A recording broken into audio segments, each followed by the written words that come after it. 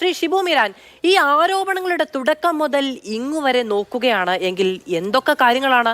നേരത്തെ ശ്രീ ജയേന്ദ്ര മാസ്റ്റർ പറഞ്ഞതുപോലെ സ്വകാര്യതയുടെ പ്രശ്നം, സുരക്ഷിതത്വത്തിന്റെ പ്രശ്നം, സ്വർണം പൊട്ടിക്കലുമായി ബന്ധപ്പെട്ട പ്രശ്നം, ക്രിമിനൽ ആക്ടിവിറ്റിയുമായി ബന്ധപ്പെട്ട പ്രശ്നങ്ങൾ, ഇത്തരത്തിൽ പോയി രണ്ടോ മൂന്നോ മനുഷ്യരുടെ ജീവനുമായി ബന്ധപ്പെട്ട പ്രശ്നങ്ങൾ, പോലീസ് ഫോഴ്സിന്റെ അച്ചടക്കവുമായി ബന്ധപ്പെട്ട പ്രശ്നം, ആഭ്യന്തര വകുപ്പിന് കീഴിൽ DGPക്ക് അദ്ദേഹത്തിന്റെ ഓർഡറുകൾ നടപ്പിലാക്കാൻ കഴിയാത്ത പ്രശ്നം, ഇതൊന്നും അന്വേഷിക്കേണ്ടതില്ല എന്ന നിലപാട് സ്വീകരിച്ച് മുന്നോട്ട് പോവുക.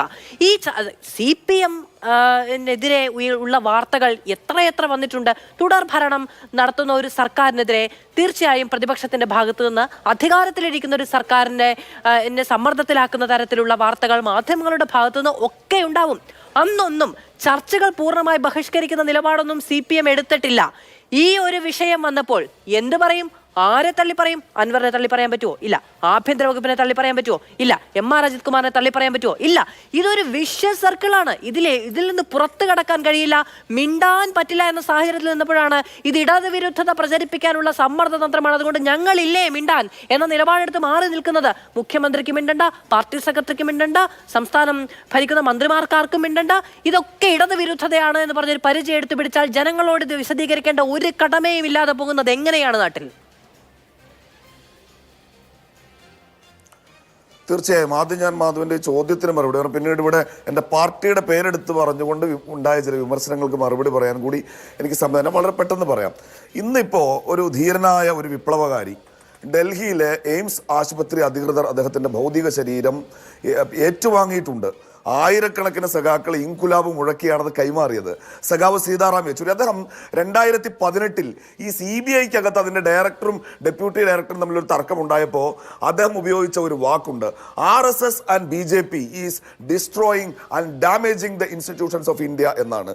ഈ അന്വേഷണ സംവിധാനങ്ങളെ മുഴുവൻ അതിനകത്തു കടന്നു കയറി സംഘപരിവാർ RSS തകർക്കുകയാണ് എന്ന് 6 വർഷങ്ങൾക്ക് മുൻപ് ഓർമ്മപ്പെടുത്തിയ ഒരു ധീര വിപ്ലവകാരി കണ്ണടച്ച ദിവസമാണിന്ന്. ഇന്നത്തെ ദിവസം ഞങ്ങളുടെ ഓർഡർലിയായ ഒരു ADGP RSSനെ പോയി കണ്ടാൽ നിങ്ങൾക്ക് എന്താ കുഴപ്പം എന്ന് കേരളത്തിലെ അദ്ദേഹത്തിൻ്റെ പാർട്ടിയുടെ സെക്രട്ടറി ചോദിക്കുന്നുവെങ്കിൽ മാധു സൂചിപ്പിച്ചതുപോലെ ഇതൊരു വിഷ സർക്കിളാണ്. ആർജവമുള്ള നിലപാട് സ്വീകരിച്ചുകൊണ്ടല്ലാതെ കേരളത്തിലെ കമ്മ്യൂണിസ്റ്റ് പാർട്ടിക്ക് CPIMന് ഇതിൽ നിന്ന് പുറത്തു വരിക അസാധ്യമാണ്. ഇനി എൻ്റെ പാർട്ടി സമരം ചെയ്യുന്നില്ല എന്നാണ്. മാധു കൃത്യമായി നമ്മൾ ക്രോണോളജി അനുസരിച്ച് നോക്കിക്കോളൂ. ഈ താമർ ജിഫ്രിയുടെ കസ്റ്റഡി കൊലപാതകം താനൂരിലുണ്ടായപ്പോൾ ഞങ്ങൾ അതിനെതിരെ സമരം ചെയ്തവരാണ്. ഞങ്ങൾ വളരെ കൃത്യമായി പറഞ്ഞു, ഈ സുജിത് ദാസിന്റെ ഡാൻസ് ഓഫ് ഒരു ഗുണ്ടാ പട്ടാളാണ്, അവർ ഇടിച്ചു കൊലപ്പെടുത്തിയതാണ്. അന്ന് ഈ സുജിത് ദാസിനെ പ്രതിരോധിക്കുന്ന നിലപാടാണ് ഇവർ സ്വീകരിച്ചത്. മലപ്പുറത്ത് അനാവശ്യമായി കേസുകളുടെ എണ്ണം വർദ്ധിപ്പിക്കുന്നു, ഞങ്ങൾ പറഞ്ഞതാണ്. അന്ന് ഇവരെ ഡിഫെൻഡ് ചെയ്യാണ് ചെയ്തത്. തൃശ്ശൂർ പൂരത്തിന്റെ സംഭവത്തിൽ ഞങ്ങൾ ഉന്നയിച്ചതാണ് രാഷ്ട്രീയ വിമർശനം, അന്ന് ന്യായീകരിക്കുന്ന നിലപാട് സ്വീകരിച്ചു.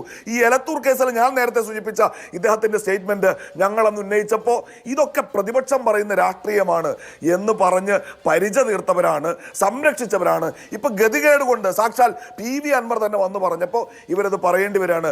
ഞങ്ങളുടെ സമരം ഒരു വഴിതടയിൽ നിന്നും അവസാനിക്കില്ല. ഈ സെപ്റ്റംബർ മാസം 19-ാം തീയതി ക്ലിഫ് ഹൗസിന്റെ മുന്നിൽ മുസ്ലിം യൂത്ത് ലീഗ് ആയിരക്കണക്കിന് പ്രവർത്തകരെ അണിനിരത്തിക്കൊണ്ട് സമരം നടത്താൻ പോവുകയാണ്.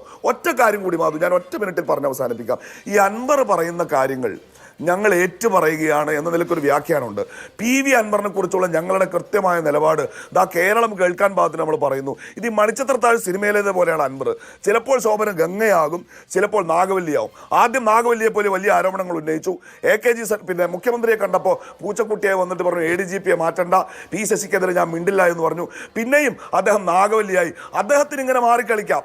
വെട്ടിക്കൊലപ്പെടുത്തി ചോരവാരി മുഖത്ത് തേക്കാൻ കാരണവരുടെ ഒരു ഡമ്മി കിട്ടിയാൽ, ഒരു ഡമ്മിയെ കൈ കിട്ടിയാൽ ഒരുപക്ഷെ അൻവർ അദ്ദേഹത്തിന്റെ പോരാട്ടം അവസാനിപ്പിച്ചേക്കാം. പക്ഷെ ഞങ്ങൾ ആ കഥയിലെ നാഗവല്ലിയുടെ അനാഥമായി പോയ പ്രതികാരത്തിന്റെ കൂടെയാണ്.